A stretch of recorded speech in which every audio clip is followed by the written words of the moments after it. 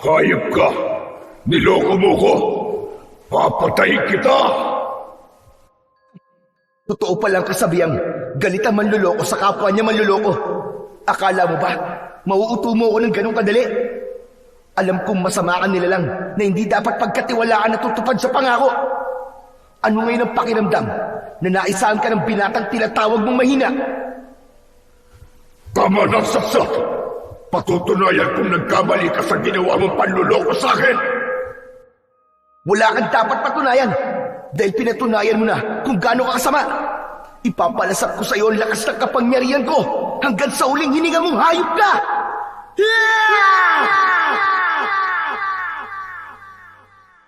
Magandang araw po sa inyong lahat. Ngayong araw po na ito, pakinggan po natin ang natatanging kwento ng binatang si Rene. Isang simpleng binata na ang pangarap lamang ay magkaroon ng isang tahimik na buhay at maayos na tirahan. Ngunit palagi silang ginugulo ng mga aswang na harating. At sa pagtakas nila ng kanyang lolo Densyo, ay dito naman nila makikilala ang maglolo na tutulong kay Rene para pabagsakin ang hari ng mga aswang. Magagawa kaya niyang magtagumpay laban sa kasamaan? Sama-sama po nating pakinggan ang buhay at pakikipagsapalaran ng binatang tagapagmana sa tungkod ng itim na dragon. Ngunit bago po ang lahat, mga idol, huwag po nating kalimutan mag-subscribe at i-hit ang notification bell sa aking YouTube channel na The Voice Addict at Apong Isaak para sa mas marami pang makapigil hiningang kwentong aswang at katatakutan mula sa mundo ng kababalaghan. Umpisahan na po natin ang kwento. Bilisan mo, Rene! Bumangon ka na dyan! Kailangan na nating umalis at lisanin ang lugar na ito! Teka lang naman po, sandali lang, Lolo Densyo. Madilim pa po ang paligid Sana naman po ba tayo pupunta? Talaga po bang sa ganitong oras ng gabi po tayo aalis? Huwag ka nang maraming tanong, Justin batang ito! Basta sumunod ka na laban sa akin! Halina! Wala ng oras! Aray, sandali lang po, Lo. Huwag niyo pong hilahin ang kamay ko.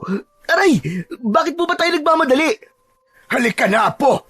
Hindi mo ko naiintindihan Pero naiwan pa po ang mga damit ko sa aparador Huwag ka na magdala ng mga damit. Yung mahalagang gamit mo na lang ang dalhin mo. Bilisan mo ng kumilos. Malapit na nila tayong maabutan dito sa bahay. Sino po ba sila, Lolo? Pambihira naman, Huwag niyo pong sabihin na may aswang na naman po sa labas at natunto na naman po tayo ng mga halimaw na yun. Oo, kaya sige na. Bilisan mo na, kumilos ka na. Halos silahin ng may 60 taong gulang na si Lolo Densyo ang may 18 taong gulang na si Rene mula sa kanyang higaan. Madalas silang umaalis ng bahay at walang permanenteng tirahan, kaibigan at kakilala. Para silang mga daga na palaging nagtatago sa mga pusa. Dinaig pa nga nila ang may tinatakasan o di kaya naman ay may kinakatakutan. Subalit minsan ay hindi siya nagtanong sa matanda. Pati ang dahilan kung bakit niya kailangan magkunwari sa mga tao na hindi siya tunay nitong apo. Kaya alam ng mga taong nakakakilala sa kanila ni Lolo Densyo ay isa lamang siyang ampon. Iniiwasan ng matanda na sagutin ang kanyang mga tanong tungkol sa kung ano ang tunay nitong dahilan kung bakit kailangan nilang gawin yon. Lalo pa at alam naman niya sa kanyang sarili na magkadugo talaga sila ng matanda. Sa isang liblib na baryo ng Agusan, napili ng maglolo na manirahan, mamuhay ng tahimik at malayo sa gulo. Kaya lang ni minsan ay hindi nila naranasan yun dahil sa mga nilalang na palagi nang nakasunod sa kanila kahit saan pa sila magpunta. Hindi pa halos sila nakakalabas ng kanilang bahay ay nagulat na sila sa pagsulpot ng ulo ng aswang mula sa nasirang dingding ng kanilang kubo. Madaling nabutas yun dahil gawa lang yon sa kawayan. Idagdag pa ang matulis nitong sungay na kayang bumutas kahit pa ang matigas na kahoy. Umaangil itong tumutulo pa ang laway na may kasamang dugo habang ipinagpipilitang pagkasyay ng katawan sa nabutas nilang dingding. Hanggang sa tuluyan na nga itong nakapasok sa loob ng kanilang tahanan. Natulala si Rene at hindi kagad nakagalaw dahil sa sobrang takot. Kaya naman, si Lolo Densyo ang humawak sa kanyang kamay at hinila siya nitong palabas sa pintuan ng kanilang bahay. Pakiramdam niya ay bigla siyang binuhusan ng malamig na tubig dahil sa panginginig ng kanyang buong katawan. Kapag pinairal mo ang karuwagan, mamamatay ka ritong wakwakan tiyan. Kaya bilisan mo ng tumakbo. Pero Lo, may mga aswang po nakaharang sa dadaanan natin. Lumayo kayo sa akin, mga halimaw. Kung ayaw niyong patayin ko kayo gamit ang tungkod ko. Alis! Umalis kayo sa harapan namin! Kahit iwinawasiwas ni Lolo Densyo ang hawak nitong tungkod na gawa sa kahoy, ay hindi umaalis ang mga nilalang sa kanilang daraanan. Sa halip ay mas nilakihan pa ng mga ito ang pagngisi. Kaya naman, lumitaw ang malalagari nitong mga ngipin habang matalim ang tingin sa kanila nang nagbabaga nitong mga mata. Sinubukan ni Lolo Densyo na paalisin ang mga aswang sa pamamagitan ng paglapit nito habang pinapalo ang tungkod sa lupa. Ngunit imbis na umatras ay mas lalo lamang ang mga ito na naging agresibo. Lolo, ano pong klaseng mga nilalang yan? Bakit mukha silang kambing na may 3 sungay? Saka ko na ipapaliwanag sa iyo, Rene. Ang mahalaga ay makatakas tayo sa kanila. Iba mga nilalang na yan sa mga aswang na umahabol sa atin noon. Kung hindi ako nagkakamali, pamilya sila ng mga sigbin at tawok na may kakayaang mag-anyong taong baboy ramo. Mapaghanib sila dahil nagagaya nila ang mga anyo ng hayop na nais nilang gamitin para makapambiktima. Sila ang aswang na kung tawagin ay mga harting. Habang humahakbang ang mga harting papalapit sa kanilang kinaroroonan, ay patuloy naman sa paghakbang ang maglolo paatras mula sa mga ito. Hindi nila inaalis ang tingin sa mga nilalang na may nakakatakot na mga itsura. Hindi nagtagal ay meron pang isang nilalang ang biglang sumulpot sa kanilang likuran. Nalantad ang nakakatakot nitong itsura, nakahawig ng isang baboy ramo. Ang kalahati ng katawan nito paitaas ay sa tao, habang ang kalahating katawan nito pababa ay sa baboy ramo. Para itong tikbalang kung iisipin, yun nga lang ay sa baboy ang katawan. Tumutulo ang laway nitong may hawak na latigong may tinik. Inihagupit nito ang sandata sa lupa para ipakita sa kanila kung gaano siya kalakas. Kitang-kita ni Rene kung paanong bumaon ang tinik nito sa lupa. Kaya naman, mas bumilis rin ang tibok ng kanyang puso dahil sa sobrang takot. Layuan niyo kami! Alam niyong hindi ko kayo aatrasan sa laban. Hindi ako nagbibiro. Kaya kung ayaw niyo pang mamatay, layuan niyo kami at wag niyo kami guguluhin. Sandali lang po, Lolo Densyo. Ano ba yung hawak niyong tungkod? Sa palagay po ba niyo iniinda nila ang kahoy na yan? Tara na po, umalis na tayo. Natatakot po ako Pakiusap, Lolo. Tara na, tumakas na lang tayo. Hinila ni Rene si Lolo Densyo para dumaan sa kabilang direksyon, habang ang matanda naman ay matapang na itinutok sa kalaban ang hawak nitong tungkod. Hindi nito inaalis ang paningin sa dalawang halimaw na patuloy pa rin sa paghakbang papalapit sa kanilang kinaroroonan. Naunang umatake ang may hawak na latigo. Hinagupit nito ng latigo ang kamay ni Lolo Densyo. Ngunit naiwasan yun ng matanda at gumanti naman ng palo ng tungkod sa kalaban.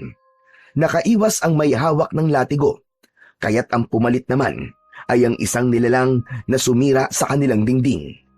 Idine pa nito ang mga kamay na may mahahabang kuko sa kanyang mga daliri.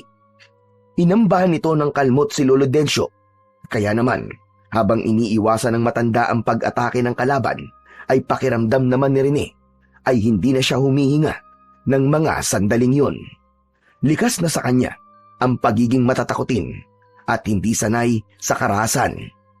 Hindi siya nagmana ng katapangan sa matanda. Nagulat na lamang si Rene nang mapabagsak ni Lolo Densyo ang dalawang nilalang pasadsad sa lupa. Sinamantala yon ni Lolo Densyo. Nilapitan nito ang mga aswang at paulit-ulit nitong pinagpapapalo ng tungkod ang mga ito. Hindi nito tinigilan ang mga nilalang hanggang sa hindi na makatayo ang mga ito. Saka ito lumapit sa kanya at hinila siya nito patakbo sa madilim na bahagi ng kakahuyan. Rene, bilisan mo! Kailangan na nating umalis dito bago pa nila tayo abutan. Alam ko marami silang magkakasama, kaya hindi tayo ligtas sa lugar na ito. Halata ang paghabol ng hininga ng matanda dahil sa paggamit nito ng malakas na puwersa. Kaya lang ay hindi pa rin siya makapaniwala sa husay na pinakita ni Lolo Densyo. Pagdating sa pakikipaglaban, talaga namang makikitang kakaiba ang estilo ng kanyang lolo. Bigla siyang kinabahan dahil sa paglingon niya sa huliang daan ay nakita niyang tumayo ang mga ito at mabilis na tumakbo para sila ay habulin. Diyos ko po! Lolo! Hinahabol na naman po nila tayo! Diyos ko! Abay wala talaga silang kadalaan. Hindi nila talaga tayo tatantanan. Ang mabuti pa kaya rin magtago ka sa malagong dahon ng mga halaman ng gubat at ako na lamang ang magpapahabol sa kanila. Tutal naman ako lang naman ang kailangan ng mga hayop na yan. Hindi ba pwede, Lo? Hindi natin kailangan maghiwalay para lang mailigtas ako. Kung mapapahamak po kayo sa mga nilalang na yan, para lang mailigtas ako, hindi ko po mapapatawad ang sarili ko. Kaya tara na po, kailangan nating mailigaw sila. Bilis, Lo! Wala na ngang nagawa si Lolo Densyo nang hawakan niya ng mahigpit ang kamay nito. Magkasama nilang tinahak ang kagubatan. Halos hindi lumapat ang kanilang mga paa sa lupa. Sinalubong nila ang madilim na daan na ang tanging tanglaw lang ay ang malamlam na sikat ng buwan. Ramdam na ramdam ni Rene ang hirap ng matanda sa pagtakbo. Hanggang naramdaman nila na parang nakalayo na sila sa mga nilalang na humahabol sa kanila. Hindi na makakapayag pa si Rene na hindi na masasagot ng kanyang lolo ang mga tanong sa kanyang isipan. Dahil pagkatapos ng mga nangyari na yun, alam niyang may itinatago sa kanya si Lolo Densyo. Sandali! Sandali, Apo! Sandali lang. Sa palagay ko iligtas na tayo sa punong ito. Magpahinga na muna tayo. Hindi ko na talaga kaya ang pagod. Malapad naman itong puno ng nara. Tinitiyak kong hindi nila tayo basta-basta makikita rito. Wala man lang po tayong nadala. Kahit isa sa mga gamit natin, Lo. At hindi ko na po talaga alam kung bakit po tayo hinahabol ng mga nilalang ngayon. Napapagod na rin po ako sa madalas na pagtakas natin sa kanila, Lo. Akala ko, hindi na nila tayo gagambalain. Lolo Densyo, sabihin nyo, ano po ba talaga nangyayari? May inililihim po ba kayo sa akin? Hindi ba pwedeng saka na lamang natin pag-usapan ang mga bagay na yan? Hanggat hindi tayo nakakalayo sa mga aswang na humahabol sa atin. Hindi, Lo. Kailangan na po natin pag-usapan ngayon. Dahil kapag napatay tayo ng mga aswang na yon, wala na. Hindi ko na malalaman ang buong katotohanan. Hindi ko nga po alam kung anong klaseng mga nilalang sila Rene, hinaan mo lang ang boses mo. Baka marinig nila tayo. Malalaman mo rin na po kung bakit kailangan natin gawin ito. Pero hindi pa ito ang tamang oras para pag-usapan ng tungkol sa mga aswang. Isa pa, ang mga nilalang na humahabol sa atin, alagad sila ni Haring Sibar. Kaya tara na, kailangan na nating lisanin ang lugar na ito. Sana naman po ba tayo pupunta, Lo? Sa bahay ng kaibigan ko sa baryo ng Santa Fe. Ligtas tayo ron at kahit papano ay matutulungan nila tayo. Para ano po? Para mandamay na naman ng ibang tao. Hindi na po ako sasama sa inyo, Lo. Dito na lamang po ako. Pagod na rin po ako sa palagi nating pagtakbo, papalayo sa mga nilalang na yon. At hindi ko na rin po kayang may ibang tao na madamay sa problema natin. Pero Apo, hindi mo naman ako naiintindihan Mapanganib ang lugar na ito para sa atin. Kaya hindi tayo maaaring manatili dito. Dahil natitiyak ko na may madadamay at may madadamay pa rin sa problema natin. Gusto ko na ng tahimik na buhay. Ayoko na rin ng gulo, Apo. Yun ang paniwalaan mo. Ano kanyo? Tahimik?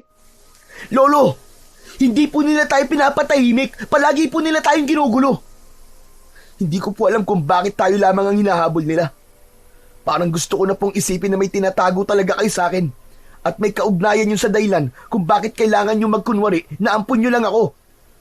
Naguguluhan na po ako Lo, parang awa nyo na Magsabi na po kayo ng totoo. Wala akong tinatago sa iyo, Apo. Maniwala ka. Hindi ko po alam kung dapat ko pa bang paniwalaan ang mga sinasabi niyo sa akin, Lo. Basta ang alam ko ngayon, natatakot na po ako sa mga nangyayari sa atin. Ilang aswang pa po ba ang hahabol sa atin para patayin tayo? Kaya nga gusto kong pumunta sa bahay ng kaibigan ko. Matutulungan niya tayo. Huli na to, Apo, pangako. Kahit ngayon lang makinig ka sa akin. Matanda na ako, Apo. At hindi ko na kaya makipagsabayan sa kanila ng lakas sa lakas para ipagtanggol ka sa araw-araw. Kung pagod ka na, mas pagod akong tumakbo, Apo. Pero kailangan. Para sa iyo rin naman to eh. Kahit na ano pa pong sabihin niyo, Lolo Densyo, hindi ko pa rin po kayo naiintindihan kung bakit nangyayari sa atin to. Natatakot din naman po ako sa mga nilalang na yun. Pero mas natatakot po ako kung pati po kayo ay mawawala sa akin. Kagaya na nangyari sa akin mga magulang. Sige na, Apo. Pumayag ka na. Wala na akong ibang kamag-anak dito na maaari nating hingan ng tulong. Si Rodel lang ang nag-iisa kong kaibigan na makakapagbigay ng tulong sa atin. Tutol man ang isip at kalooban ni Rene, ay wala na siyang nagawa. Kitang-kita niya ang takot sa mga mata ni Lolo Densyo habang nakaupo ito sa malaking ugat ng puno. Bago nagsimulang maglakad, ay isang malalim na buntong hininga ang pinakawalan ni Rene. Ramdam niya ang bigat sa kanyang dibdib dahil sa paglisan sa baryong yun. Napamahal na rin sa kanya ang lugar na yon. Hindi man lang siya nagkaroon ng pagkakataon na makapagpaalam sa kanyang mga kaibigan, lalong-lalo na sa babaeng pinakamamahal niya. Nalaman niya na ang baryo ng Santa Fe ay ang dating lugar kung saan doon isinilang ang kanyang mga magulang, maging si Lolo Densyo. May sarili akong bahay sa katabing bahay ni Rodel. Pansamantalang doon muna tayo titira. Sana hindi na nila tayo matuntun sa lugar na yon. Hindi na nagsalita pa si Rene. Ipinaramdam niya sa matanda na masama ang kanyang loob sa pag-alis nila sa baryo. Kung ano man ang dahilan ng lahat ng nangyayari sa kanila, ipinagdadasal na lamang ng binata na wala ng aswang ang manggugulo sa kanila sa baryong lilipatan nila. Wala ng tao sa labas, kaya hindi tayo makakapagtanong sa kanila kung nasaan ang bahay ni Rodel. Ang laki na ng pinagbago ng baryong ito. Marami ng mga bayan nakatayo at halos kaliwat kanan ng mga tindahan. Kapansin-pansin din ang pagkakasara ng mga pintuan at bintana. Mukhang may kinakaharap na problema ang lugar na ito, Rene. Aba, ayos ka lang ba, Rene? May masakit ba sa'yo? Ayos lang po ako.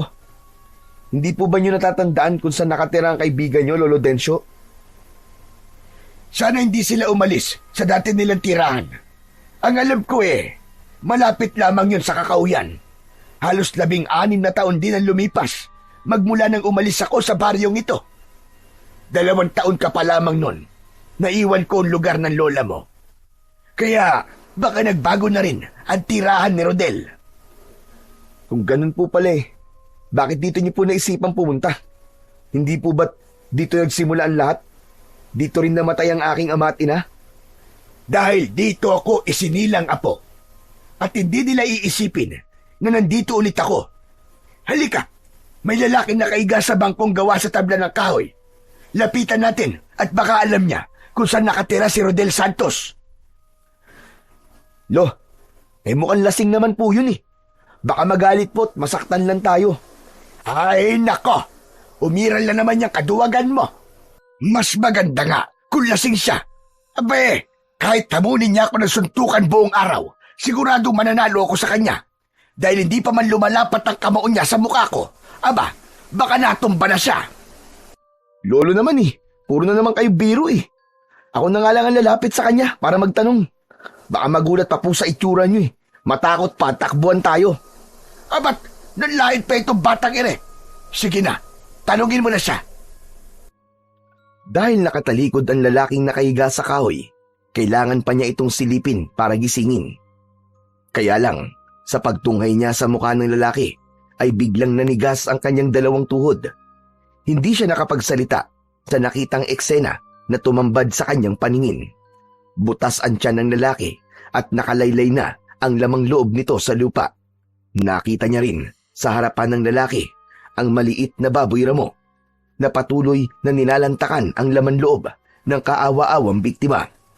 Halos masuka siya sa kanyang mga nakita, lalo pa at hindi napapansin ng baboy ramo ang kanyang presensya. Nakapikit itong ngumunguya na parang nilalasap pa ang putahing nakahain sa harapan nito. Ano na rin eh? Hindi ka na nakagalaw dyan. Namumutla rin ang labi mo. Abay para kang uminom ng suka. Ako na nga lang ang magtatanong. Nandilat ang mga mata ni Rene dahil sinusubukan niyang pigilin si Lolo Densyo sa paglapit. Kaya lang, sa kabila ng mga ginagawa niya, ay patuloy lamang ito sa paghakbang. Hindi niya na ito napigilan na silipin ito ang muka ng lalaki. Dala ng pagkibigla ay hindi sinasadyang mapasigaw si Lolo Densyo nang makita nito ang itsura ng nilalang. Mabaging langit! Aswang! Aswang ang baboy ramo na yan, Rene! Dahil sa sigaw na yon, tuluyan na ngang napansin ng baboy ramo ang presensya nilang dalawa. Gulat din itong napahakbang paatras habang hindi inaalis ang paningin nito sa kanilang mga muka. Napapalunok ng laway si Rene habang pinagmamasdan ang pagtulo ng laway ng baboy ramo. Kaya pareho silang nagulat ng matanda nang bigla itong sumugod papunta sa kanila. Biglang nagbago ang anyo ng baboy ramo habang nasa ere. Isang taong baboy ramo nakahawig ng mga nilalang na humahabol sa kanila. Mahahaba ang mga pangil nito at mapupula rin ang mga mata. Pagbagsak nito sa lupa ay kagad na naramdaman ni Rene ang pagtama ng ulo nito sa kanyang tiyan. Masakit at halos hindi siya makahinga sa malakas na pagbagsak niya sa lupa. Rene! Apo ko! Sunod na binalingan ng nilalang ay ang kanyang Lolo Densyo na tumakbong papalapit sa kanya. Malakas nitong sinipa ang matanda sa sikmura. Kaya naman, bumagsak sa lupa si Lolo Densyo at tumalsik ang hawak nitong tungkod. Lolo! Lolo Densyo! Gumapang si Rene papalapit sa nakahigang si Lolo Densyo. Kaya lang ay binuhat ng nilalang ang matanda. Saka inihagis papalayo sa kanya. Halos mabaliw si Rene nang makita kung gaanong nasaktan ng matanda sa pagbagsak ng katawan nito sa mabatong kalsada. Kasunod, ang malakas na pag-angil ng taong baboy ramo. Nakatingala ito sa langit habang nakadipa ang mga kamay. Lumikha yun ng nakakabinging tunog na parabang nagtatawag ng kasama. Sapat na para mabulabog ang mga taong nakatira sa mga bahay na yon. Ngunit walang nagbukas ng pinto at bintana para sa kanila. Dama niya ang bigat sa lugar na yon na parang alam na ng mga tao sa lugar na yon ang tungkol sa nilalang. Nang mapansin ng aswang na hindi na gumagalaw si Lolo Densyo, inisip nito na patay na ang matanda. Kaya naman, si Rene ang nilapitan nito. Dahan-dahan itong humahakbang papalapit sa kanya habang nakaamba ang matutulis nitong mga kuko.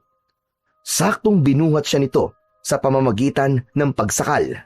Naramdaman niya ang pagbaon ng mga kuko nito sa kanyang leeg. Nagpupumiglas siyang kumakawala sa malakas nitong kamao. Ramdam na ramdam niya ang magaspang nitong palad na lumapat sa kanyang balat. Sumigaw ito sa kanyang muka, kaya naman nalanghap niya ang mabaho nitong hininga. Sa gilid ng kanyang paningin ay napansin niya ang maingat na pagtayo ni Lolo Densyo habang pinupulot nito ang tumalsik na tungkod. Saka lumapit sa kanilang kinaroroonan. Malakas nitong pinalo ang ulo ng aswang at dahil sa sakit, malakas itong napasigaw. Bitiwan mo ang apo ko! Hayop ka! Ilang beses na pinagpapapalo ng tungkod ni Lolo Densyo ang katawan ng taong baboy ramo. Ngunit hindi ito natinag.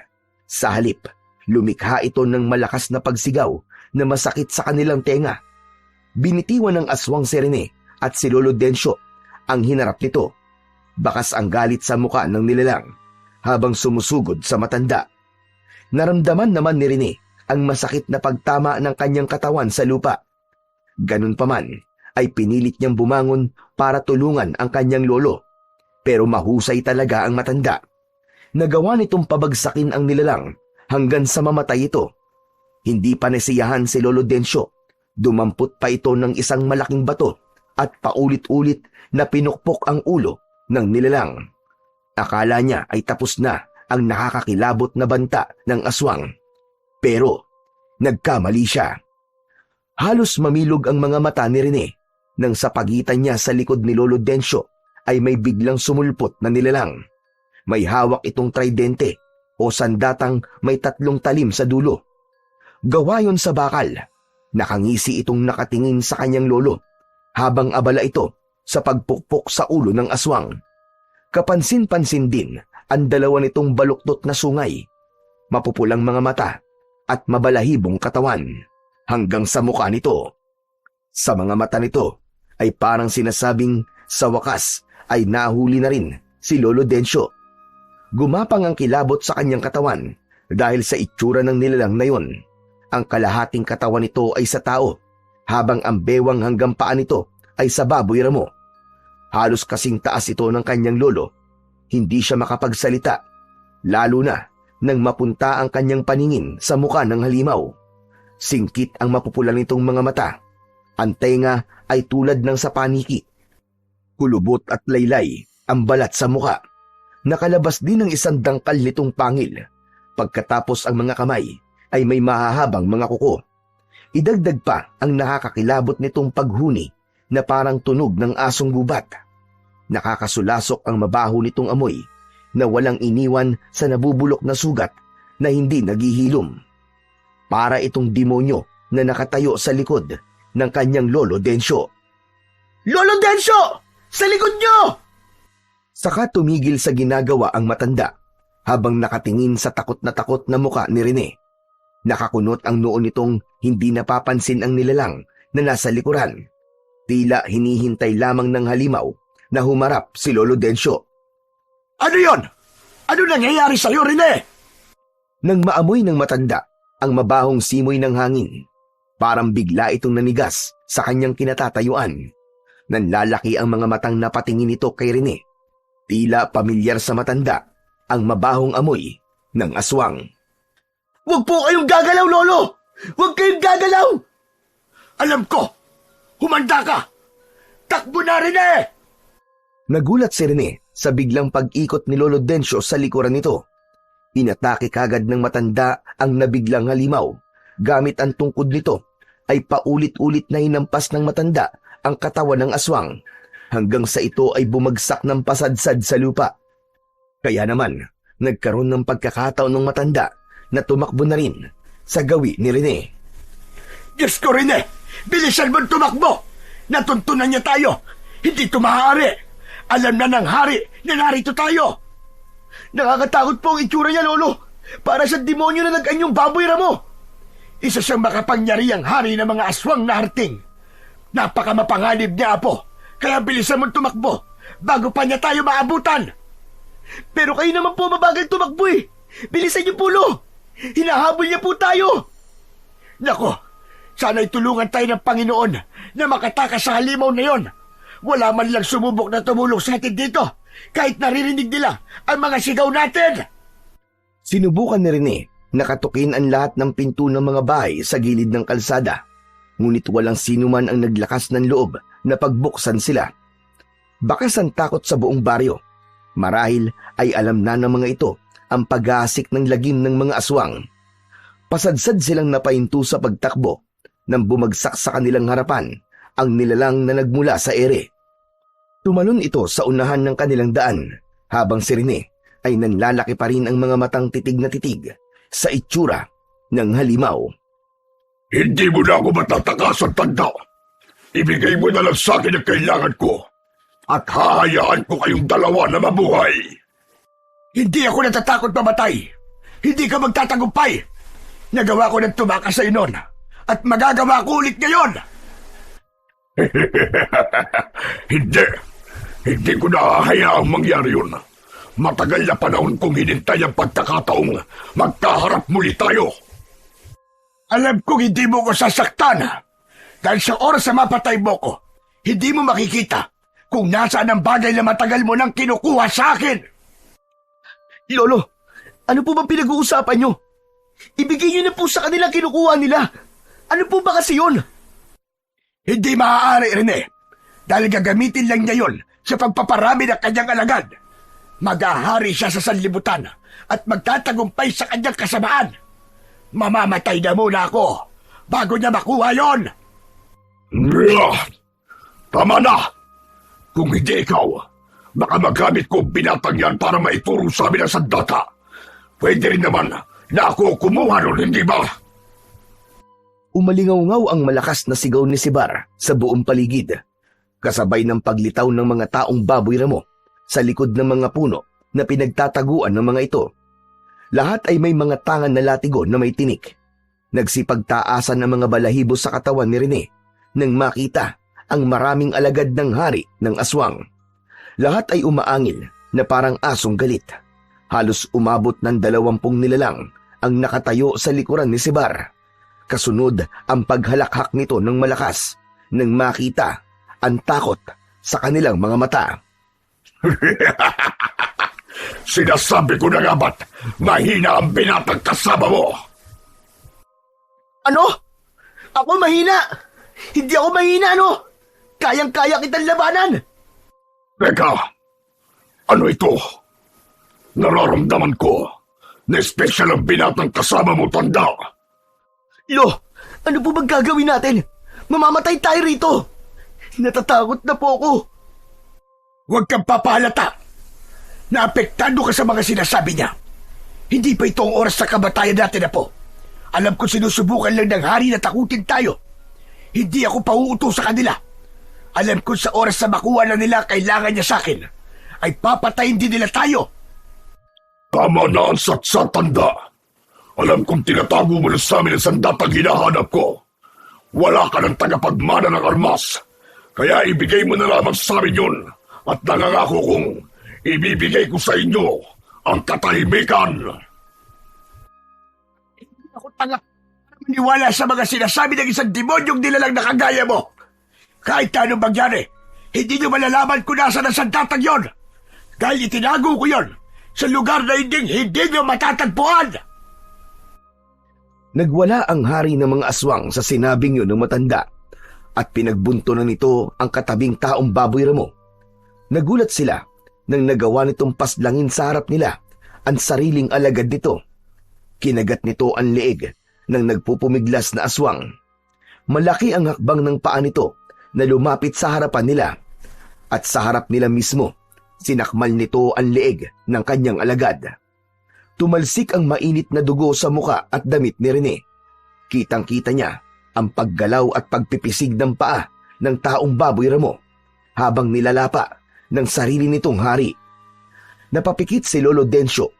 Hindi nito akalain na ganun pala kasama ang haring si Sibar. Kasunod ang malakas ngunit matinis na sigaw ng biktima. Hindi pa siya nasiyahan. Sa harap nila mismo, walang kahirap-hirap nitong winakwak ang tiyan ng taong baboy ramo. Binibasib nito ang laman loob ng kaawa-awang biktima. Hindi pa doon natatapos ang mga eksenang napapanood nila dahil niluray-luray pa nito ang katawan ng aswang. Hindi alam ni Rene kung gaano siya katagal na hindi huminga hanggang sa narinig niya ang malakas na pagsalita ng hari ng mga aswang. Nakita niyo ba kung ano ang gagawin ko kapag hindi niyo naibigay sa akin ang kailangan ko? Nasaan ang sandata, Densyo? Ibigay mo na sa akin kung ayaw mong gawin ko rin sa binatang nasa likod mo ang ginawa ko sa akin alagad. Agad-sagad na sa buto kasamaan mong hayop ka. Sa palagay mo, natatakot kami dahil ipinakita mo pagpatay sa alagad mo. Pwes nagkakamali ka, Sibar.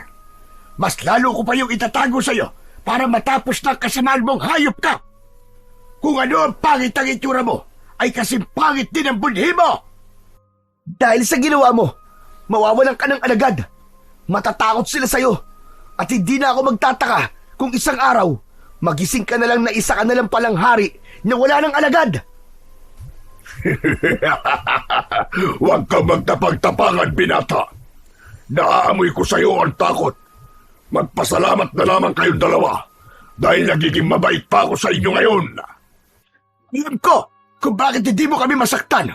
Dahil mawawalan ka na rin ang pag-asang makuha ang sandata kapag may nangyaring masama sa amin. Hindi alam ni Rene kung ano bang uri ng sandata ang pilit na kinukuha ng hari ng mga aswang at gano'n na lamang ang pagprotekta ng kanyang lolo sa bagay na matagal na nitong tinatago. Talaga bang inuubos niyo ang pasensya ko? Kaya-kaya ko kayong patayin kung gugustuhin ko. Sige, dalhin niyo ang matandang ito, pati ang binatang yan. Patayin niyo sila, dahil kapag nawala na sila sa landas ko, wala na rin magiging hadlang sa aking paghahari. Nagsilapitan ang mga nilalang sa kanilang kinatatayuan, subalit nagulat ang lahat sa pagdating ng isang matandang lalaki at isang binata.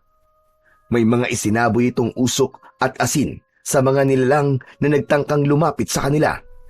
Dahil sa makapal na usok na kumalat sa buong paligid ng kanilang kinatatayuan, nagkaroon sila ng pagkakataong tumakas. Dito tayo, Densyo! May kalesang naghihintay sa atin sa dulo ng daan na ito. Mabuti na lamang at dito kami dumaan ng apo ko.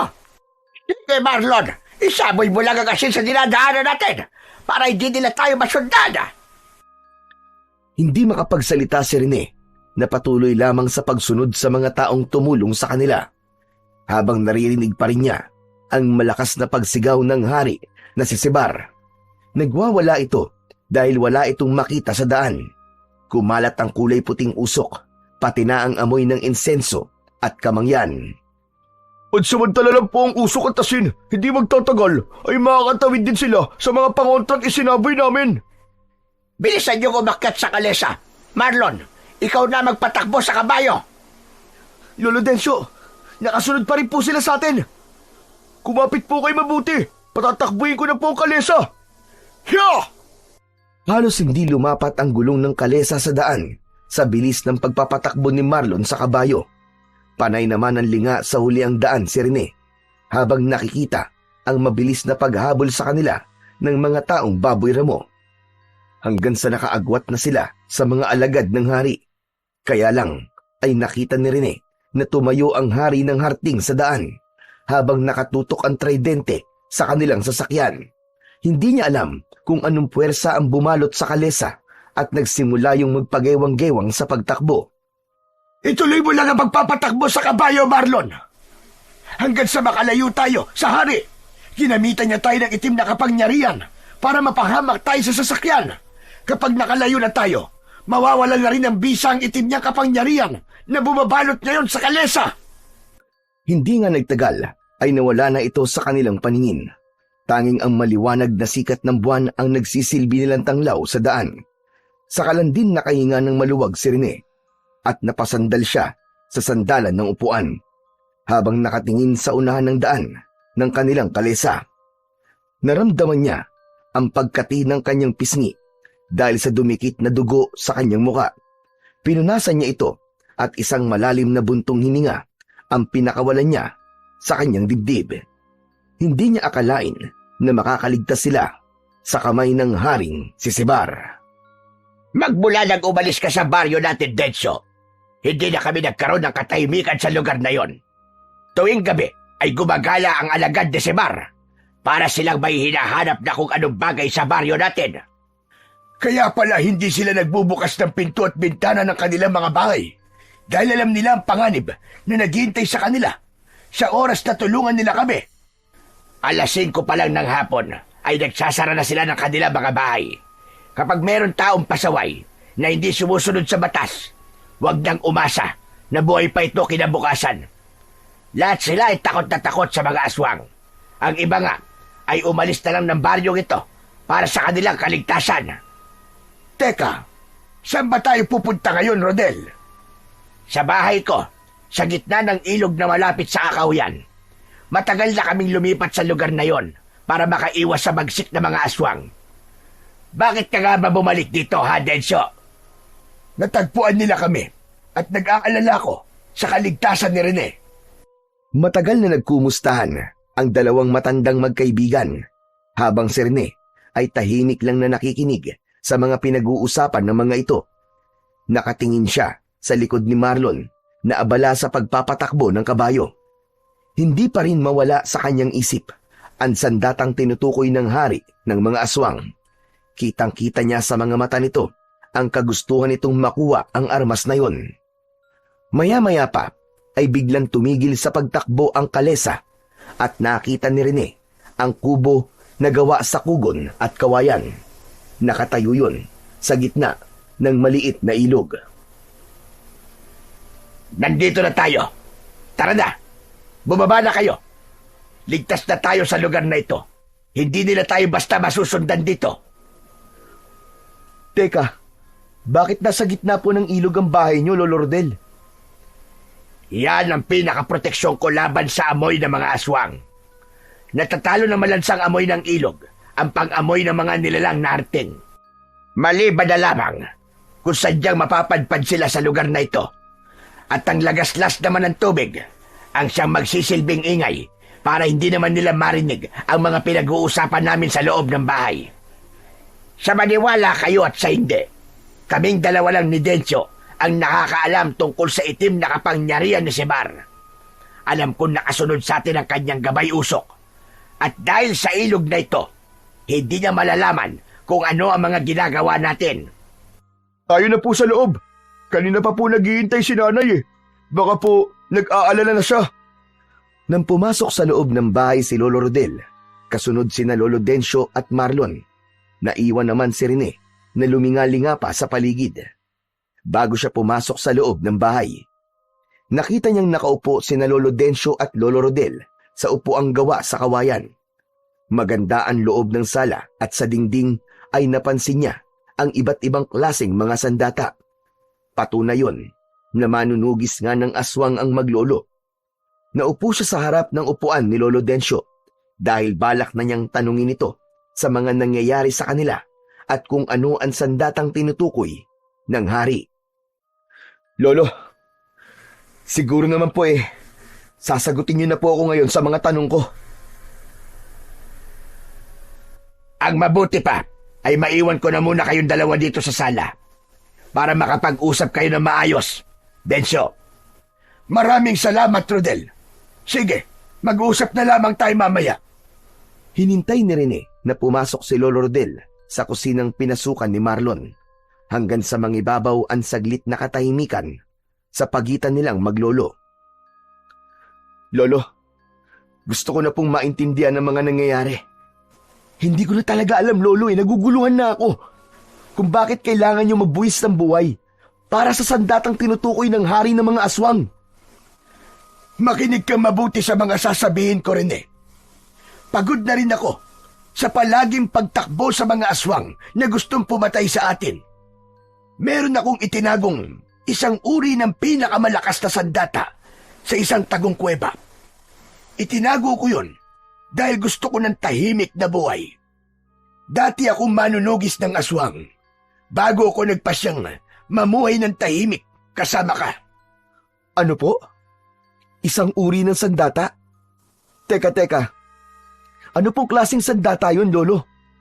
Isang tungkod ng itim na dragon na nagtataglay ng pinakamalakas na kapangyarihang tatalo sa hari ng aswang. Kapag napasakamay mo na ang sandatang yon, wala nang makakatalo sa iyo, kahit na makapangyarihang tridente ni Sibar. Kaya naman, gusto niya itong makuha. Lolo Dencio, saan po nanggaling ang tungkod ng itim na dragon?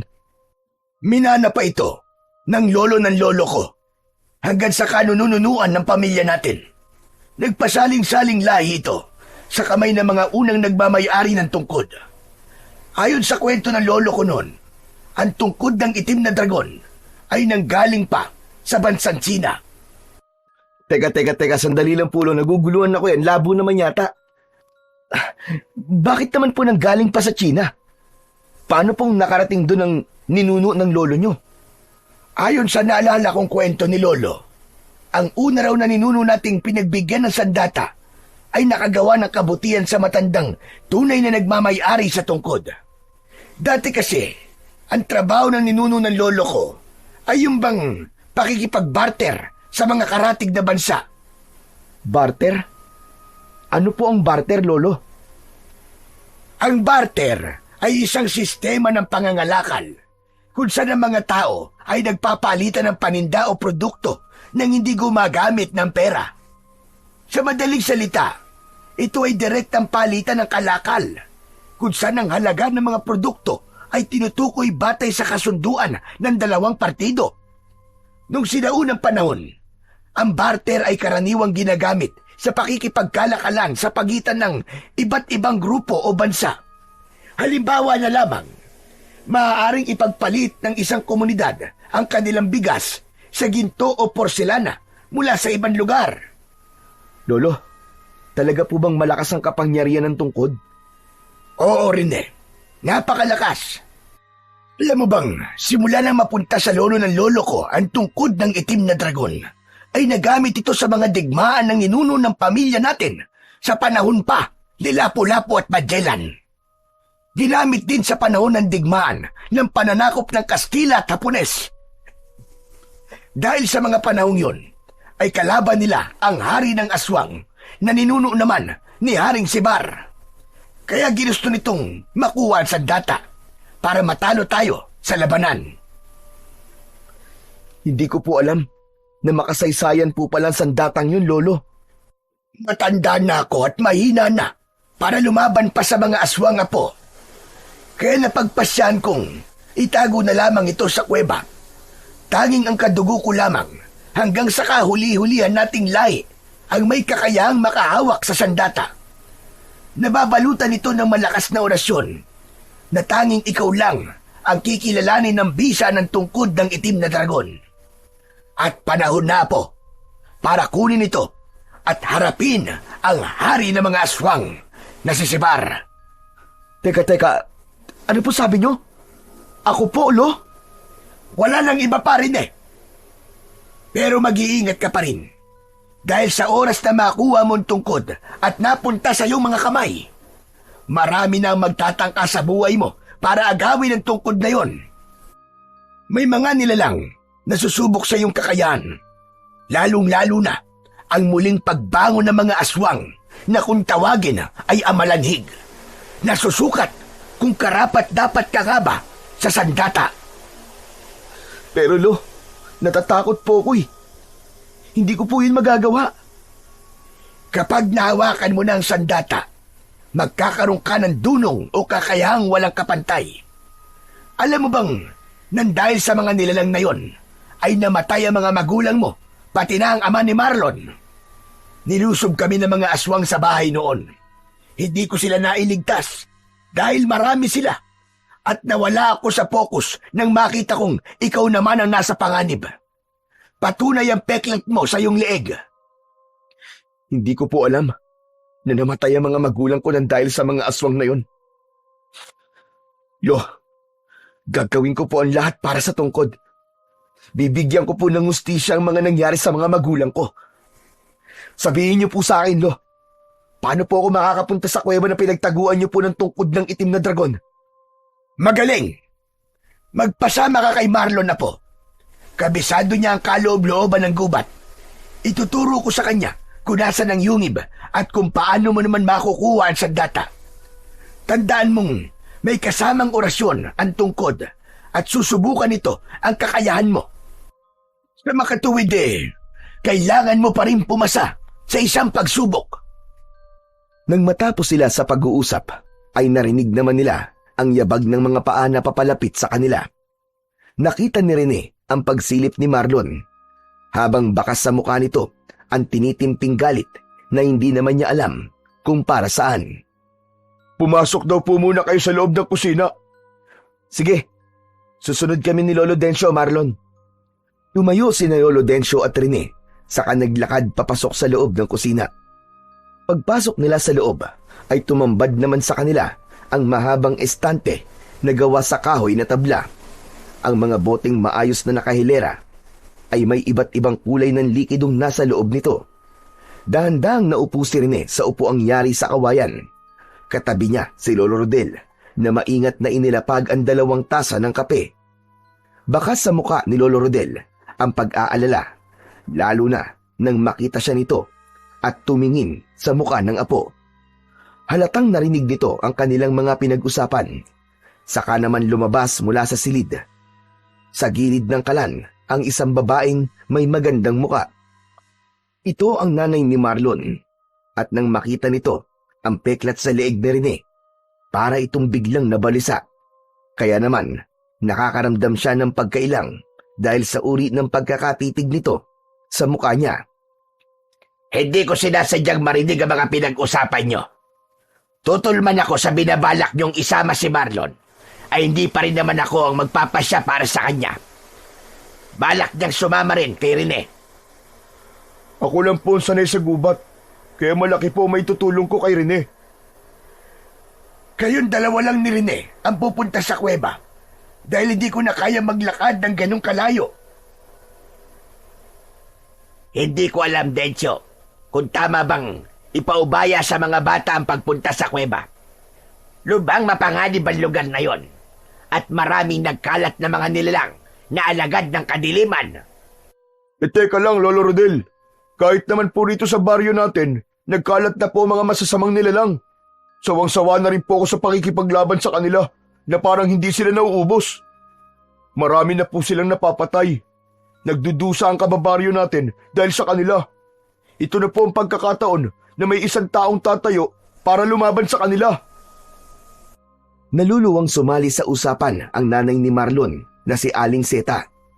Sinabi nito na hindi ito makakapayag na sumama ang kanyang anak. Ngunit nanindigan si Marlon. Ipinakita nito sa ina na walang makakapigil sa binata para sumama kay Rene. Dahil ayaw na nitong magtalo silang mag-ina, lumabas na ito ng kusina. Kaya naman, sumunod dito si Rene para kausapin si Marlon. Alam niya kung gaano kasakit mawalan ng isang ama. Marlon, intindihin mo na lang ang iyong lolo at nanay. Nasasabi lang nila yon dahil sa pag-aalala sa'yo. Sino ka para pakialaman ako sa mga gagawin ko? Hindi porket sasamahan kita sa bundok, pwede mo na akong kausapin na para magkaibigan na kagad tayo.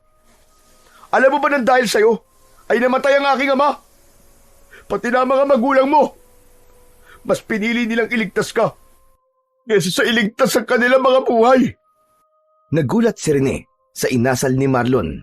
Direkta itong magsalita at bakas sa muka ang matinding galit. Para bang gusto na siya nitong suntukin sa kanyang muka. Marlon, wala akong alam. Kahit kailan ay hindi ko ipagpapalit ang buhay ng mga magulang ko para lang sa kaligtasan ko. Nangyari na nga eh. Wala na sila. Sana ikaw na lang ang namatay. Wala akong ibang gusto kundi ang mabigyan ng katarungan na nangyari sa ama ko. Sabay talikod si Marlon sa kanya. Lumabas ito ng bahay. Parang bigla siyang nanlamig nang marinig ang mga sinabi nito. Hanggang sa pagtulog ay hindi dinalaw ng antok si Rene. Nanatili siyang nakatingin sa bubong habang katabi si Lolo Dencio. Mahimbing na itong natutulog sa katre na gawa sa kawayan.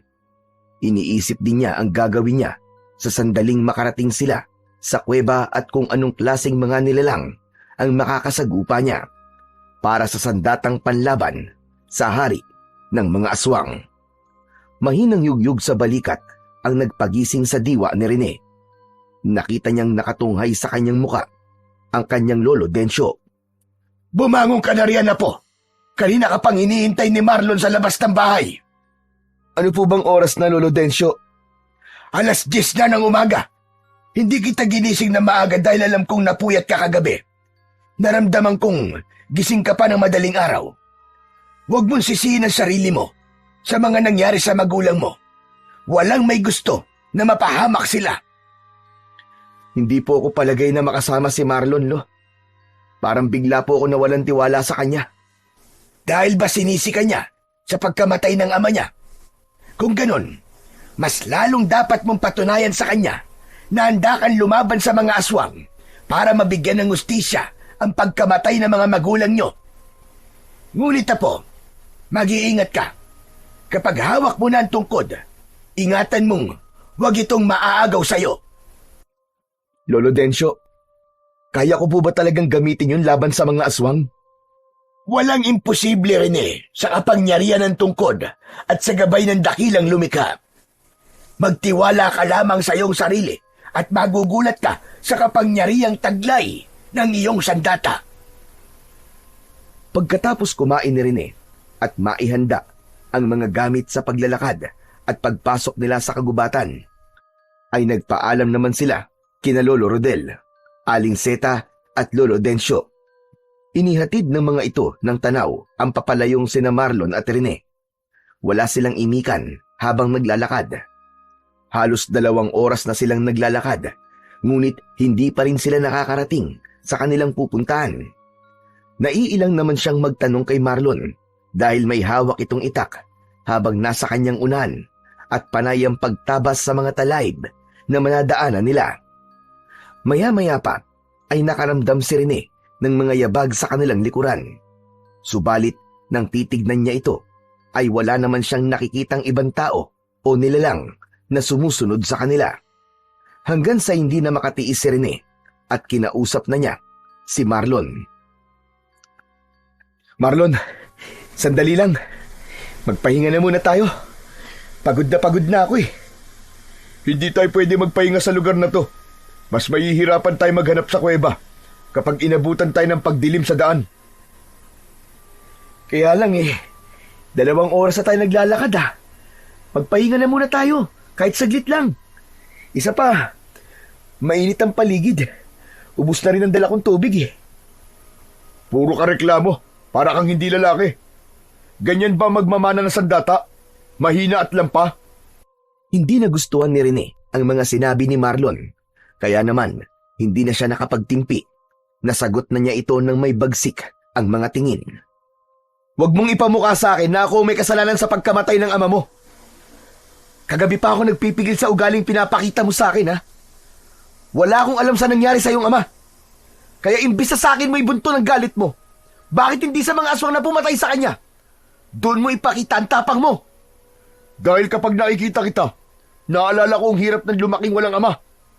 Kaya sa oras na magkaroon ako ng pagkakataong makuha ang tungkod, ako mismo ang gagamit nun para paslangin ang mga aswang.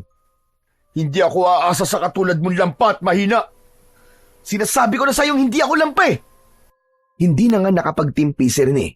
Nasuntok niya si Marlon sa muka. Kaya naman, nabitiwan nito ang itak at bumagsak ito sa damuhan. Hindi kagad ito nakabangon habang sinusubukan niyang pakalmahin ang kanyang sarili. Ito ang tandaan mo. Masasaktan ka lang kapag sinubukan mong hawakan ng tungkod. Binabalaan kita. Sa susunod na pagsabihan mo ko ng lampa at mahina, dudurugin ko ang mukha mo sa suntok. Kahit apo ka pa ni Lolo Rodel. Bakit? Totoo naman ah. Isa kang lampa at mahina. Talagang gusto mo ng gulo ah. Pwes, pagbibigyan kita ngayon. Nagpambuno sina Marlon at Rene sa talahiban.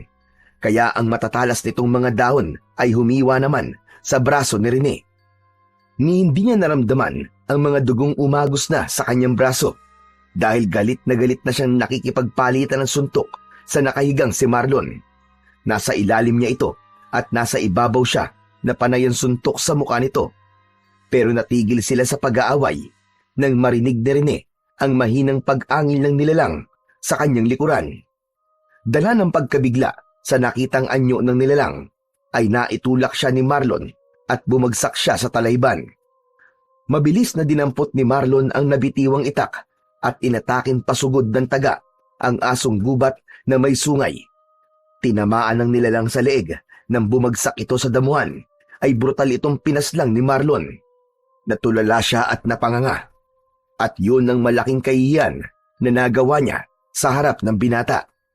Tumayo ito na may buong pagmamalaking nakatingin sa kanya. Itinaas nito ang pugot na ulo ng asong gubat. Ngayon mo sabihin na hindi ka mahina at hindi ka lampa. Kulang na nga lang ay mahihi ka sa iyong suot na pantalon. Walang tugon si Rene sa sinabing yun sa kanya ni Marlon. Wala rin siyang mukhang maiharap dito. Sa halip, nagalit siya habang nakasunod sa paglalakad ni Marlon. Saka lang niya naramdaman ang paghapdi ng mga galos niya sa braso. Walang gustong magsalita sa kanilang dalawa ni Marlon. Kaya lumipas ang isang oras, ay narating na nila ang bunganga ng kuweba. Maraming damong ligaw ang nakasabit sa bukana ng yungib. Kaya naman, kinailangan pa ni Marlon na gumamit ng itak para malinisan yun. Habang naglalakad papasok sa kuweba, ay hindi niya maiwasang hindi kabahan.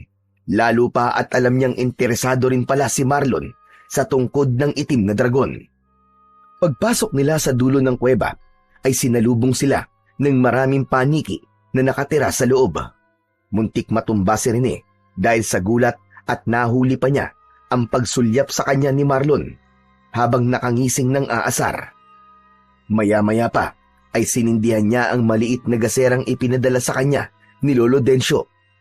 Kumalat ang liwanag ng ilaw sa loob ng yungib, habang ang tunog ng kanilang mga yabag sa sahig ay nagdulot naman ng tila alingaw-ngaw sa kanilang pandinig.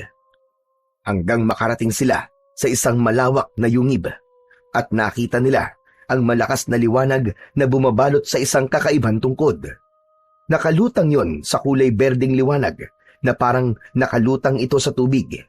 Umiikot na parang may malakas na enerhiyang humihila papalapit sa kinaroroonan ng tungkod. Kaya lang ay nagulat si Rene nang biglang tumakbo si Marlon papalapit sa kinaroroonan ng tungkod.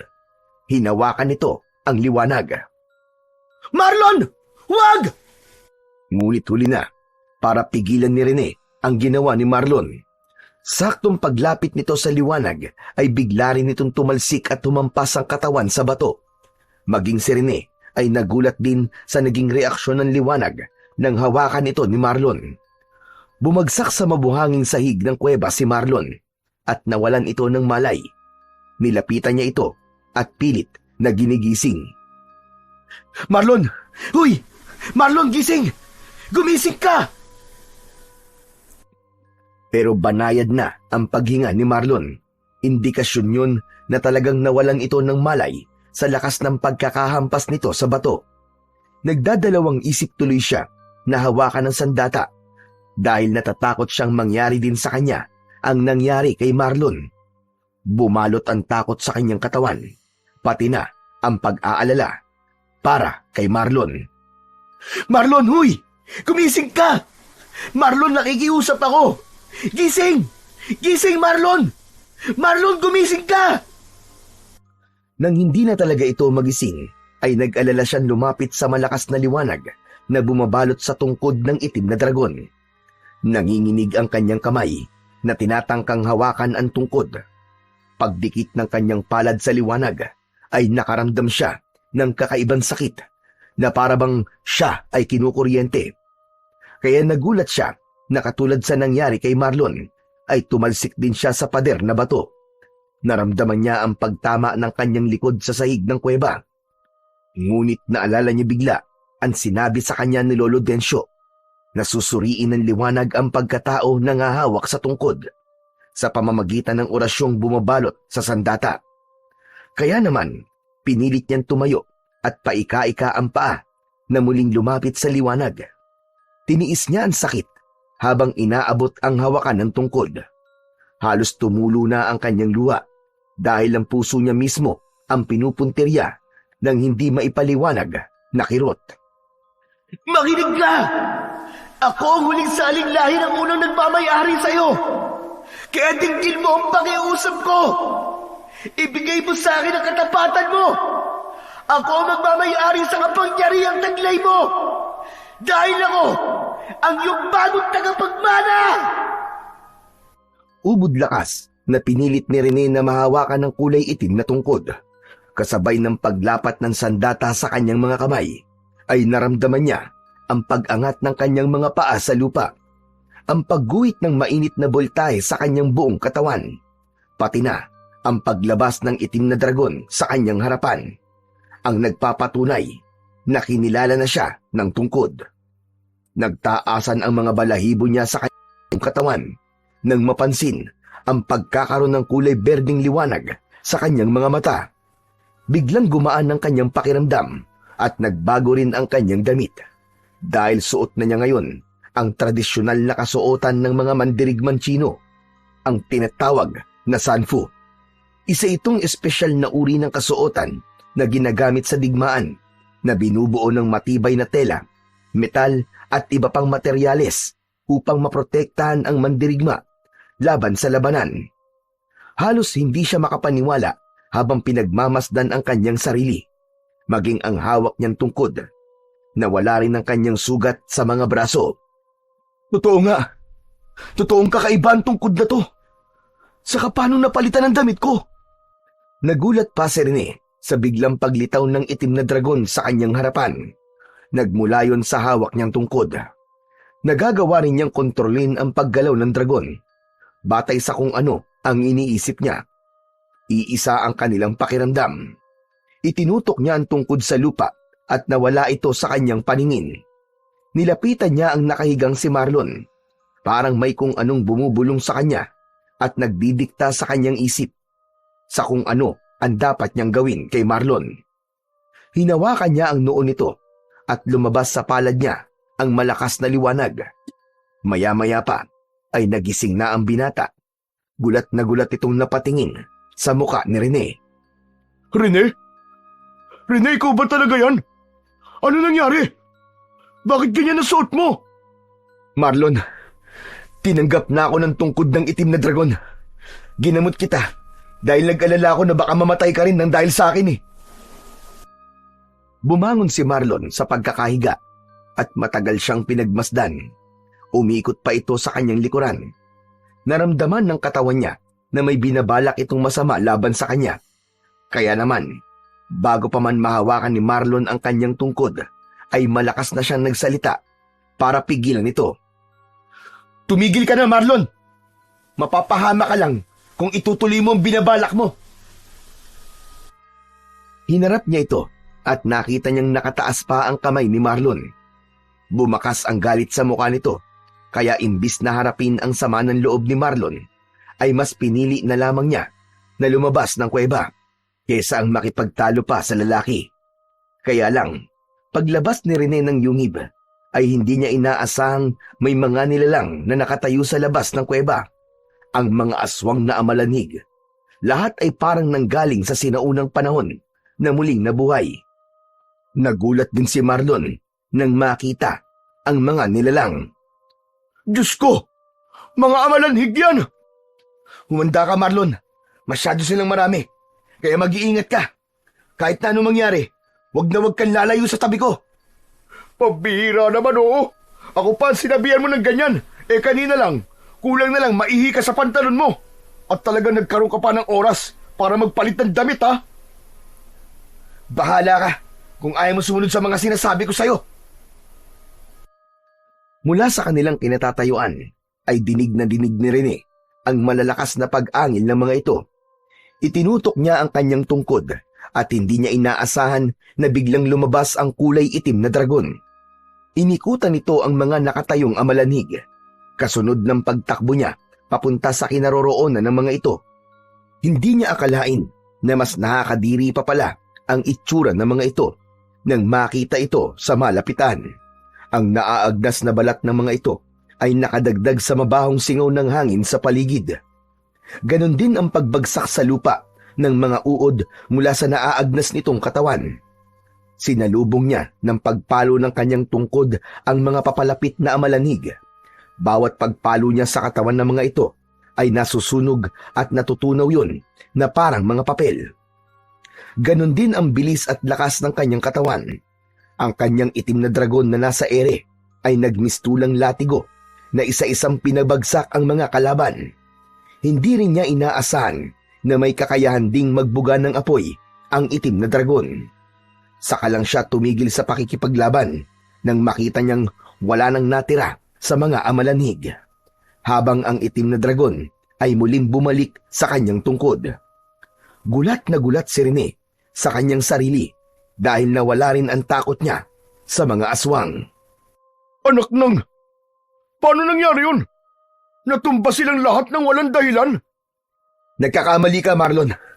Dahil yun sa itim na dragon na kami lang ng mga aswang ang nakakakita. Maging ako'y nagulat din sa mga nangyari. At sa kasuotan ko to, kusa tong lumitaw nang mahawakan kong tungkod. Kung ganun, ikaw talaga ang pinili ng tungkod ng itim na dragon. Patawarin mo ako sa mga inasal ko kanina. Nagpadala lang ako sa aking emosyon. Dahil hindi ako ang kailangang magtaglay ng ganyang kapangyarihan. Pero hindi naman natin mapipilit ang isang bagay, hindi ba? Kung hindi naman talaga ito para sa'yo. Binabati kita, Rene. Maraming salamat, Marlon. Patawarin mo rin ako sa mga nagawa ko sa'yo. Wala yun. Ako nga nahihiya sa'yo eh. O paano? Tropa na tayo ah. Oo ba? Tropa na tayo. Tara na, alis na tayo. Hindi na ako makapaghintay na hindi ito maibalita kay Lolo Densyo eh. Magagaan ng paa na naglakad ang dalawa habang nilalampasan ang nagkalat na putol ng mga katawan ng mga amalanhig. Habang ang kalahating katawan nito ay unti-unting sinusunog ng apoy. Kahit ilang oras silang naglalakad pa uwi sa bahay ni Marlon, ay hindi na nakaramdam ng pagod si Rene. Parang ang gaan ng kanyang katawan habang hawak ang tungkod. Napansin din niya na ang dulo ng tungkod ay merong nakaukit na ulo ng dragon. Kahawig ito ng dragong lumalabas mula sa tungkod. Maya-maya pa ay natanaw na ni Rene ang bahay ni Lolo Rodel. Sobra siyang nagpapasalamat dahil luminaw rin ang kanyang paningin sa dilim. Bawat galaw ng mga insekto sa kanyang paligid ay nakikita na rin ni Rene. Biglang luminaw ang berdeng liwanag mula sa mata ng dragon sa dulo ng kanyang tungkod. Parang nauunawaan niya ang pagkislap ng mga mata nito. Kaya naman, pinigilan niya si Marlon na mabilis sanang pupunta sa bahay nito. Sandali lang, Marlon. Nararamdaman ng tungkod na may kakaiba sa bahay niyo. Ang mabuti pa, sundan natin ang liwanag na nagmumula sa tungkod ko.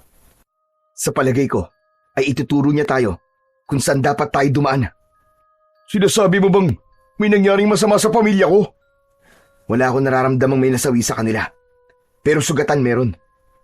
Huwag ka na nga magsalita ng ganyan. Pareho tayo nasa labas ng bahay. Paano mo nalaman yun? Kung ano ang nararamdaman ng tungkod, yun din ang nararamdaman ko. Konektado to sa katawan ko. Kaya alam ko may nakaabang na panganib sa atin. Halika na! Sumunod ka na lang sa akin.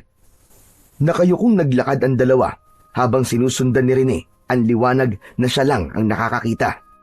Maya-maya pa ay nagawa nilang makalapit sa dingding ng kusina.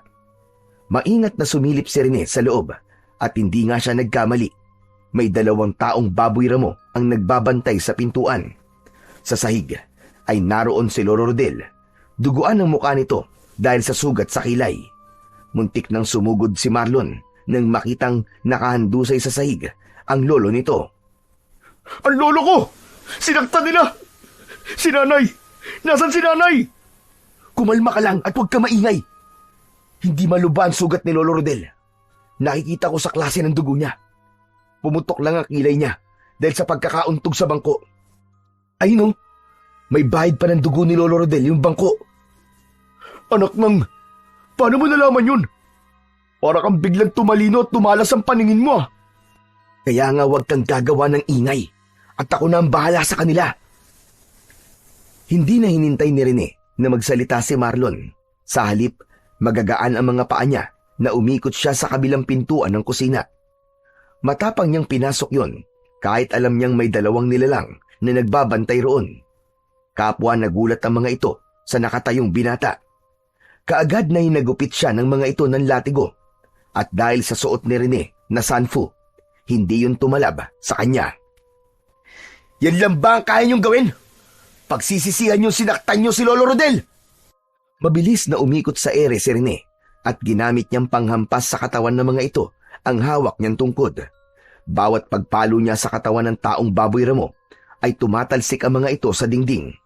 Kaya naman, kasama ang mga itong nahulog sa ilog hanggang sa malunod. Saka lang pumasok sa loob si Marlon at hinanap kagad ang kanyang ina. Nay! Nay, nasan ka? Nay! Maging si Rene ay naghanap din kay Lolo Densyo. Si Lolo Rodel ang sumagot habang nahihirapan itong bumangon at sumampa sa bangko. Aray ko! Dinala nila si Densyo sa kanilang kuta. At ang nanay mo naman, Marlon, naroon sa inyong silid. Itinali sa roon at nilagyan ng busal ang bibig. Mabilis na tumakbo si Marlon sa itinurong kwarto ni Lolo Rodel. Dinig na dinig niya ang pagkalampag ng sahig dahil sa paa ni Marlon. Saka naman hinarap ni Rene si Lolo Rodel. Diyos ko, bakit po nila kinuha si Lolo? Dahil alam na nila na ikaw ang tagapagmana ng tungkod. Hindi ko alam kung paano nalaman ng hari na si Sibar ang tungkol sa pagkukunwari niyong hindi kayo magkadugo. Naalala niya na siya ang gumawa ng marka sa iyong leeg. Kaya nalaman nilang hindi ka nila napatay noon.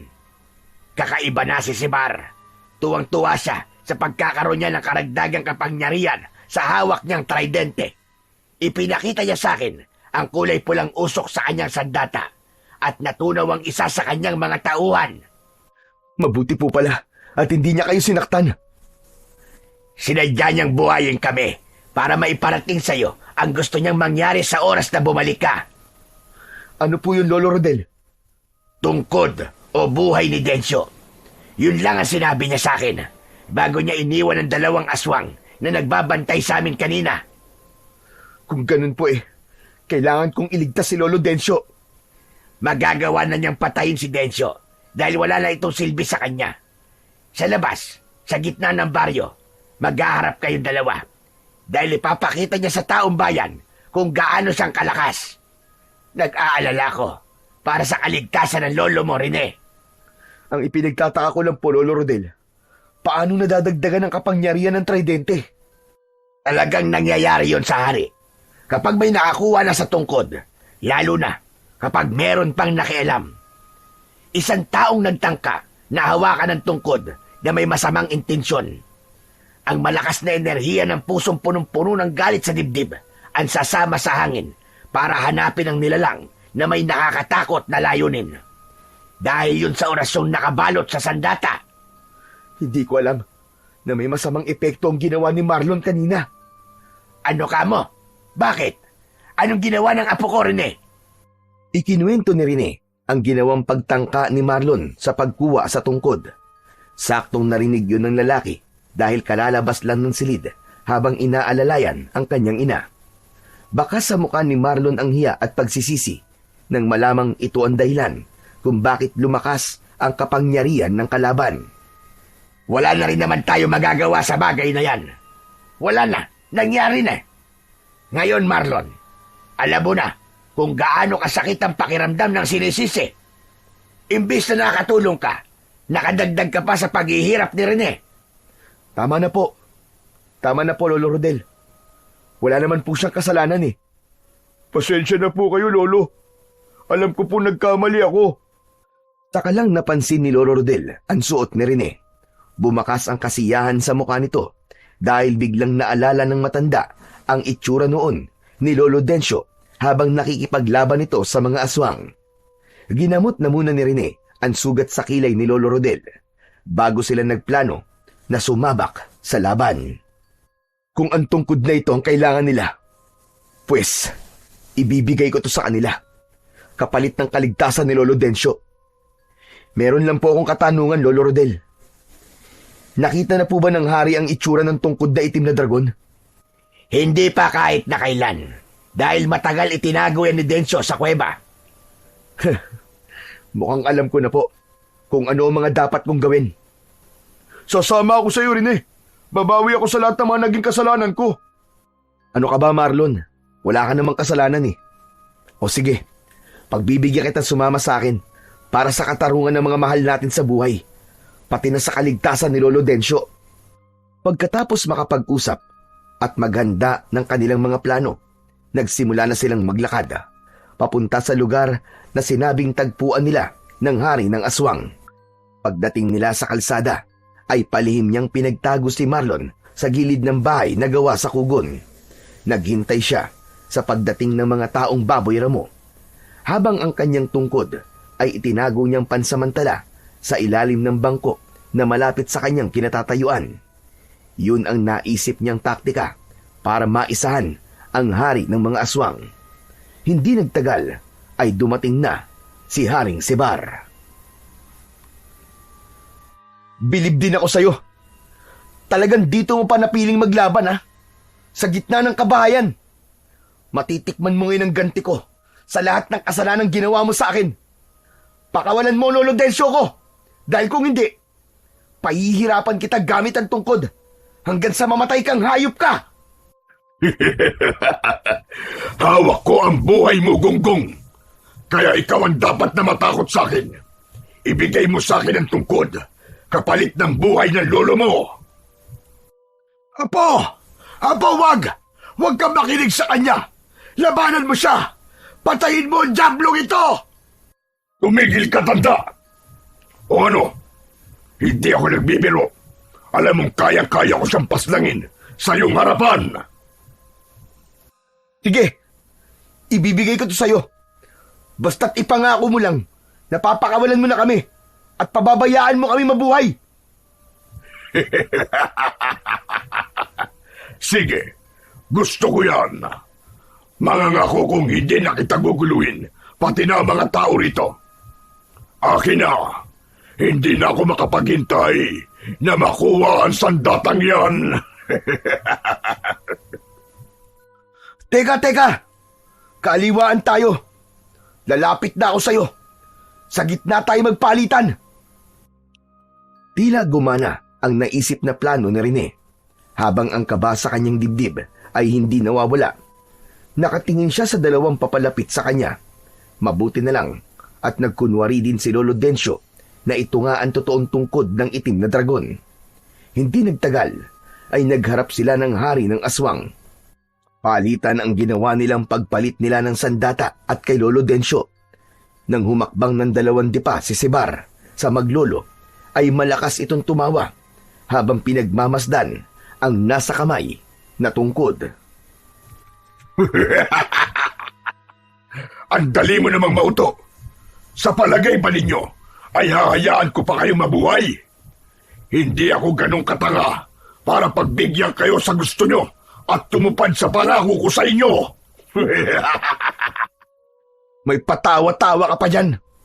Alam ko yon, bugok. Ano ka mo? Mahina ka rin pala, no? Alam kong hindi ka taong kausap. Isa kang halimaw na walang silbi.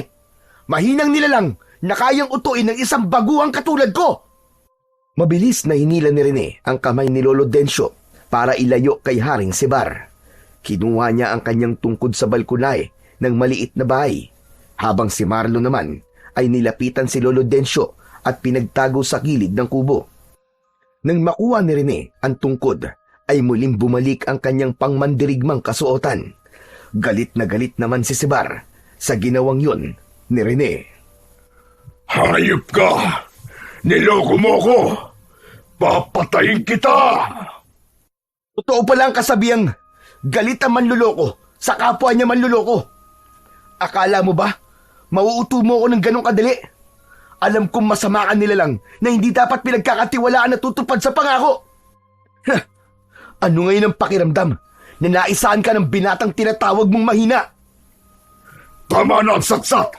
Patutunayan kung nagkamali ka sa ginawa mong panloloko sa akin!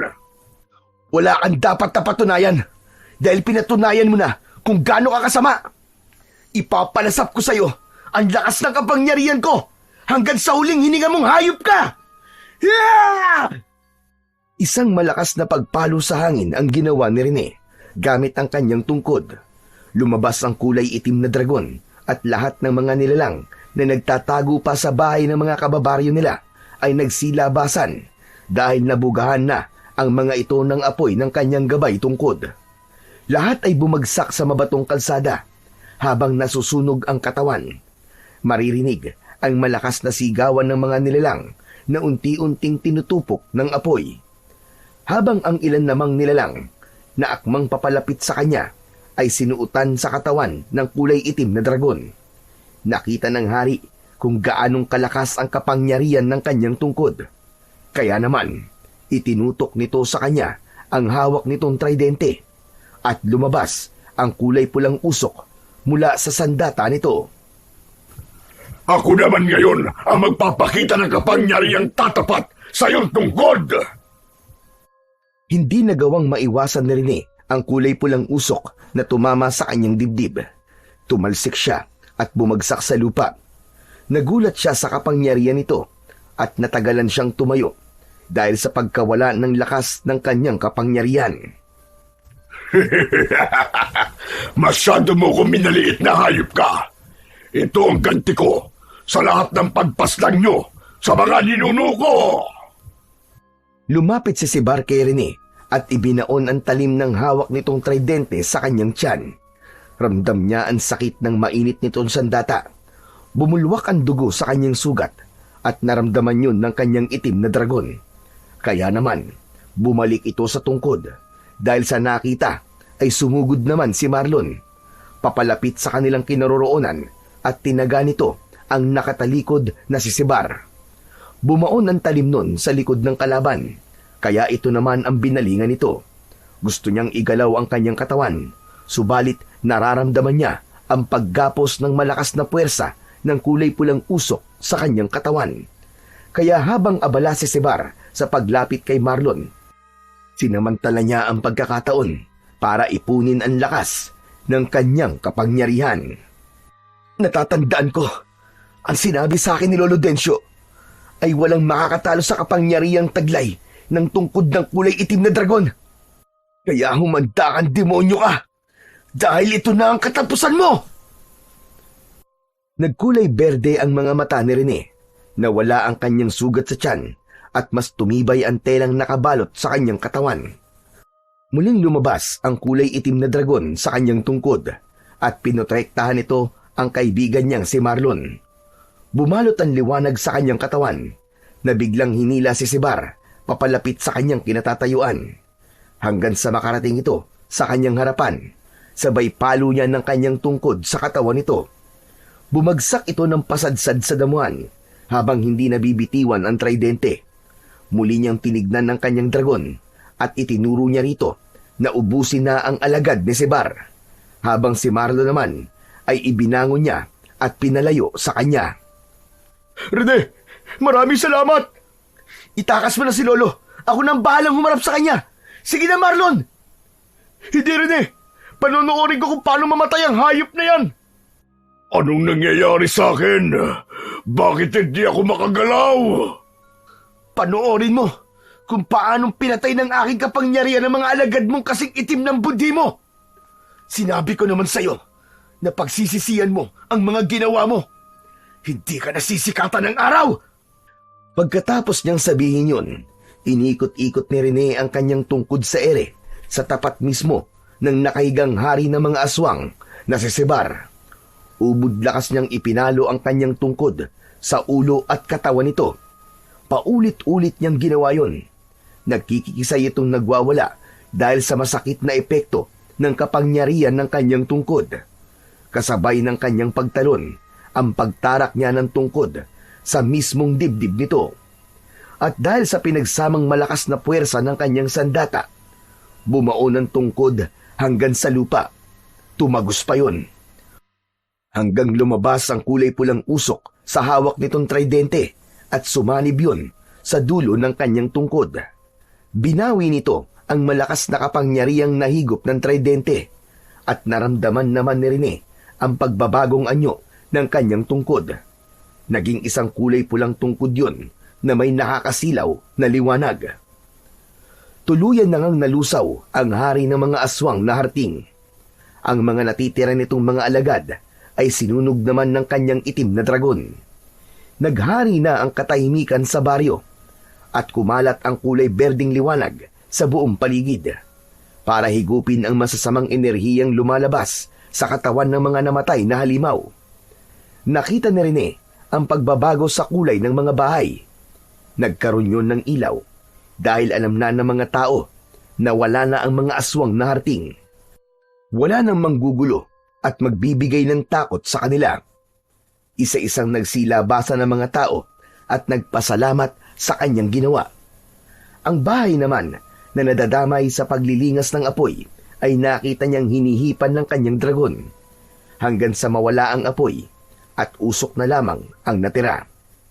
Itinutok niya ang tungkod sa lupa, kaya naman bumalik na ang itim na dragon sa kanyang tungkod. Maluwaluwang napalapit si Lolo Densyo sa kanya at mahigpit siya nitong hinagkan. Nagawa mo, Apo! Napakagaling mo! Ipinagmamalaki kita! Simula sa araw na ito, ay babalik na ang katahimikan sa lugar na to at sa mga karatig pang baryo. Ang totoo, Lolo, hindi ko po alam kung paano ko po silang napatay. Subalit nararamdaman ko po na ginabayan po ako ng Panginoong Diyos para ubusin ang mga nilalang nakampo ng kadiliman. Masayang masaya po ako, Lolo. Nakamit ko na ang katarungan para sa aking mga magulang. Maraming salamat sa iyo, Rene. Dahil sa iyo, nakamit ko na rin ang katarungan matagal ko nang hinahanap. Isang malakas na pagtapik sa balikat ang itinugon ni Rene para kay Marlon na kanya ng kaibigan ngayon. Bilang pagpapakita ng pasasalamat sa nagawa nitong kabutihan sa kanya at sa buong baryo. Maya-maya pa ay nagpaalam na sila sa mga tao na nakalabas sa mga bahay ng mga ito. Lahat sila ay tumanaw ng utang na loob sa kanila at mananatili siya sa puso ng mga ito. Habang sila ay naglakad na para umuwi sa bahay ni Marlon, nadatnan nila ang nakatayong mag-ama sa harap ng bahay ng mga ito. Tumakbo si Marlon sa kinaroroonan ng ina at mahigpit nitong niyakap si Aling Seta. Sina Lolo Rodel at Lolo Densyo naman ay masayang nag-usap, habang si Rene ay nakatingin lang sa mga ito na may bahid ng ngiti sa kanyang labi. Alam kong magtatagumpay si Rene, Densyo. Hindi ka nagkulang sa pagpapalaki sa apo mo. Ganun rin naman sa apo mo. Manang-mana talaga si Marlon sa'yo. Marami pong salamat, Lolo Densyo. Ngayon, alam ko na po ang dahilan kung bakit niyo po ako pinoprotektahan at pinalabas na ampun niyo lang ako. Iyon pala para ilayo at iligtas ako sa kamay ng hari ng mga aswang na harting. Wala na pong manggugulo sa atin ngayon. Malaya na po ang baryo ng Santa Fe. Masayang nagyakapan ang apat at sabay na pumasok sa loob ng bahay ng mga ito, kung saan ay sira pa rin ang dingding ng kusina. Ang hawak namang tungkod ni Rene ay itinaas niya upang balutin ng proteksyon ang buong bahay, laban naman sa mababangis na hayop na mapapadpad sa kanilang lugar. Nagkaroon na ng permanenteng tirahan sina Lolo Densyo at Rene, habang malaya na nilang naipagsisigawan sa lahat ng tao na totoo niyang lolo ang matanda. Sa kasalukuyan ay nagtuturo si Rene ng mabubuting asal sa mga kabataang dumadayo sa kanilang bahay, habang si Marlon naman ay nagtuturo ng kung paanong maging mabuting bata at anak sa mga magulang ng mga ito. Tuluyang natuldukan ang kasamaan at pag-aasik ng lagim ng mga aswang na harting. Namuhay sila ng payapa habang hawak pa rin ni Rene ang ipinamana sa kanyang tungkod ng itim na dragon. Kasama ang kanyang bagong pamilya na handa siyang protektahan at ipagtanggol sa lahat ng uri ng kasamaan at kampon ng kadiliman. Sa tulong ng Panginoong Diyos na siyang lubos na pinakamakapangyarihan sa lahat.